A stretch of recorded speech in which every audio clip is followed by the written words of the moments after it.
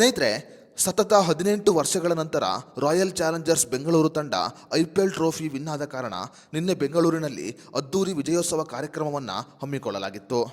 ಬೆಂಗಳೂರಿನಲ್ಲಿ ಹಮ್ಮಿಕೊಳ್ಳಲಾಗಿದ್ದ ಈ ವಿಜಯೋತ್ಸವ ಕಾರ್ಯಕ್ರಮದಲ್ಲಿ ಕಾಲ್ತುಳಿತಕ್ಕೆ ಒಳಗಾಗಿ ಸುಮಾರು 11 ಜನರು ತಮ್ಮ ಪ್ರಾಣವನ್ನೇ ಕಳೆದುಕೊಂಡಿದ್ದಾರೆ.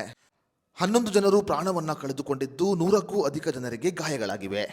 ಕಾಲ್ತುಳಿತಕ್ಕೆ ಒಳಗಾದವರನ್ನ ತಕ್ಷಣ ಆಸ್ಪತ್ರೆಗೆ ದಾಖಲು ಮಾಡಲಾಗಿತ್ತು. ಆದರೆ ಆಸ್ಪತ್ರೆಯಲ್ಲಿ ಕೆಲವರು ತಮ್ಮ ಪ್ರಾಣವನ್ನ ಕಳೆದುಕೊಂಡಿದ್ದಾರೆ.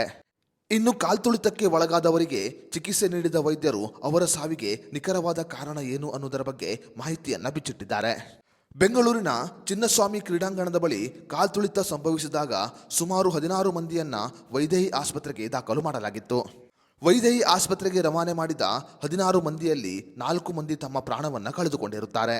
ಇನ್ನು ಪ್ರಾಣವನ್ನ ಕಳೆದುಕೊಂಡ 4 ಮಂದಿ ಉಸಿರುಗಟ್ಟಿ ಸಾವನ್ನಪ್ಪಿದ್ದಾರೆ ಅಂತ ವೈದ್ಯರು ಖಚಿತಪಡಿಸಿದ್ದಾರೆ. ಹೌದು, ಅತಿ ಹೆಚ್ಚು ಜನರು ಒಂದೇ ಸ್ಥಳದಲ್ಲಿ ಸೇರಿದ ಕಾರಣ ಉಸಿರಾಡಲು ಕಷ್ಟವಾಗಿದೆ. ಉಸಿರಾಡಲು ಕಷ್ಟವಾದ ಕಾರಣ ಅವರು ಅಲ್ಲೇ ಬಿದ್ದಿದ್ದಾರೆ.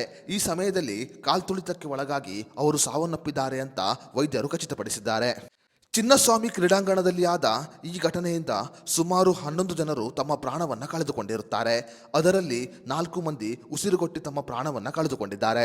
ಯಾವುದೇ ರೀತಿಯ ಪೂರ್ವ ತಯಾರಿಯನ್ನ ಮಾಡದೆ RCB ತಂಡವನ್ನ ಬೆಂಗಳೂರಿಗೆ ಕರೆತಂದಿದ್ದೇ ಇದಕ್ಕೆ ನೇರವಾದ ಕಾರಣ ಅಂತ ವೈದ್ಯರು ಹೇಳುತ್ತಿದ್ದಾರೆ. ಒಂದೇ ಸ್ಥಳದಲ್ಲಿ ಲಕ್ಷಾಂತರ ಮಂದಿ ಸೇರಿದ ಕಾರಣ ಅವರಿಗೆ ಉಸಿರಾಡಲು ಸಮಸ್ಯೆಯಾಗಿದೆ. ಈ ಕಾರಣಗಳಿಂದ ಅವರು ಉಸಿರಾಟದ ಸಮಸ್ಯೆಯಿಂದ ತಮ್ಮ ಪ್ರಾಣವನ್ನ ಕಳೆದುಕೊಂಡಿದ್ದಾರೆ. ಈಗಾಗಲೇ 11 ಮಂದಿ ಪ್ರಾಣವನ್ನ ಕಳೆದುಕೊಂಡಿದ್ದು ಕೆಲವರು ತೀವ್ರವಾದ ಗಾಯಗಳಿಂದ ಬಳಲುತ್ತಿದ್ದಾರೆ.